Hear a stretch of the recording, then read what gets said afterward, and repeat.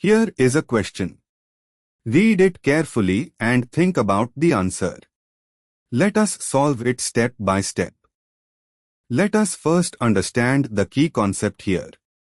When an aryl alkyl ether is treated with high, cleavage occurs preferentially at the alkyl oxygen bond, not the aryl oxygen bond, because the C-aryl O bond is strengthened by resonance with the aromatic ring and is much harder to cleave. This produces an alkyl iodide and a phenol. Moving on to the next step. Reaction of 1-phenoxypropane, C6H5OCH2CH2CH3 with excess conc. High at 0 degrees Celsius. The high cleaves the weaker alkyl CO bond, not the aryl CO bond. The iodide ion acts as a nucleophile attacking the alkyl carbon, SN2, giving N-propyl iodide, CH3CH2CH2I. Phenol, C6H5O.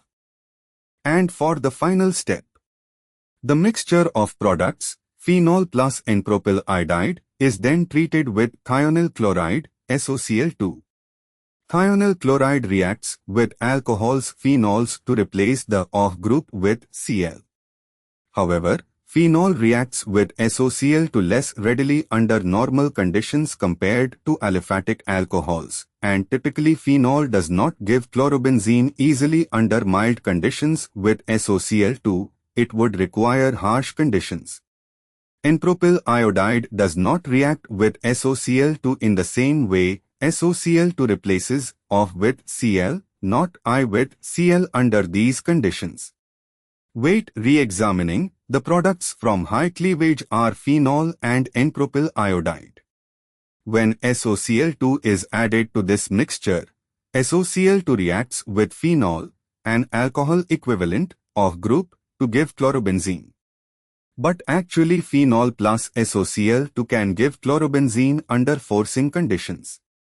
However, the given correct answer is B, phenol plus N-propyl iodide, meaning the thionyl chloride step does not change these products, or the question implies only the high step matters for the final answer identification.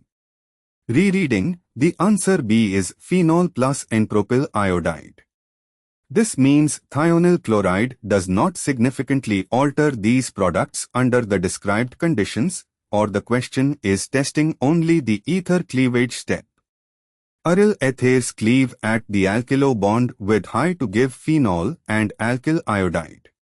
N-propyl iodide does not react with SOCl2, SOCl2 reacts with OH, not Ci bonds.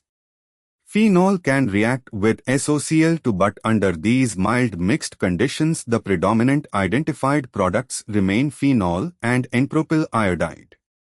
Why other options fail? A. N-propanol plus chlorobenzene. High would not give an alcohol, it gives alkyl iodide. Chlorobenzene from SOCl2 on phenol is not the primary outcome here. C. N-propyl chloride plus chlorobenzene. Neither product is directly obtained, high gives iodide not chloride, and chlorobenzene formation from phenol plus SOCl2 is not straightforward. D. N-propyl chloride plus phenol. High gives N-propyl iodide, not chloride, SOCl2 does not convert Ci to CCl. The key reaction is aryl alkyl ether plus high phenol plus N-alkyl iodide, cleavage at alkyl CO bond. SOCl2 does not convert the iodide to chloride under normal conditions. Therefore, the correct answer is B. Therefore, the correct answer is option B.